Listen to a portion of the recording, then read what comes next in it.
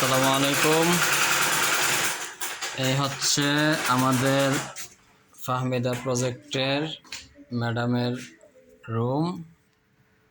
ওখানে একটা মেশিন, এটা ম্যাডামের মেশিন। আর এই যে সার্ভিসিং করানোর জন্য আনা হয়েছে, সার্ভিসিং চলছে। তো যেসব প্রশিক্ষণার্থী নতুন, তারা অনেক সময় উল্টাপাল্টা পাড়া দেয় বা বুঝে না। প্রতিটা মেশিনে সূক্ষ্ম কিছু কাজ থাকে। হ্যাঁ, এটা ঠিক আছে না?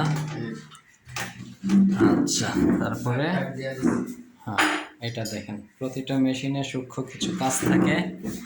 এই যে এটা উঠানো নামানো, এর মধ্যে অনেক কিছু আছে নিয়ন্ত্রণ করে। এটা কিছু টাইট দেওয়া বা ঢিল দেওয়া, এখানেও কিছু কারিকুলাম আছে। তো দেখা গেছে প্রতিটা কোর্সেই দু একবার এনে ঠিকঠাক করতে হয়, মেরামত করতে হয়। নিচে মেশিনগুলোর একটা এই যে লম্বা একটা রড আছে, রডের উপরে নিচে নাট থাকে। তো উপরের নাটটা নিচে নেমে যায়, এটা না জানার কারণে আমরা ঠিক করতে পারিনি নিজেরা। এখন জানা হলো, নিচে একটা নাট থাকে, উপরে একটা নাট থাকে। উপরের নাটটা যদি নিচে নেমে যায় তাহলে নিচে টাইট দিলেও কোনো লাভ হবে না।